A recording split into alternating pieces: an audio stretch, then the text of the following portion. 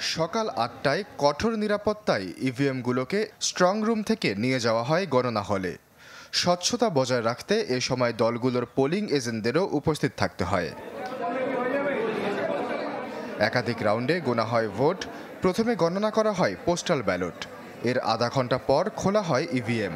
এক রাউন্ডে ১৪টি টেবিলে ১৪টি ইভিএম একসঙ্গে খোলা হয়। কিছু আসনে ভোট গণনার ৮ থেকে ১০ রাউন্ডেই জানা যায় ফলাফল। আবার অনেক আসনে বেশি ভোট পড়ার কারণে ১৪ থেকে ২৪ রাউন্ড পর্যন্ত গণনা চলে। ওয়ালটন ফ্রিজ কিনে অনেকের মতো আপনিও হয়ে যেতে পারেন মিলেনিয়াল। সেরা পণ্যের সেরা অফার। দেশটির প্রধান নির্বাচন কমিশনার জানিয়েছেন, লোকসভা নির্বাচনে ভোট পড়েছে ৬৪ কোটির বেশি। যে কোনো বিচারেই ভোট গণনা এক মহাযজ্ঞ। এবারই প্রথম লোকসভা নির্বাচনে পোস্টাল ব্যালটে ভোটের সুযোগ দেয়া হয়।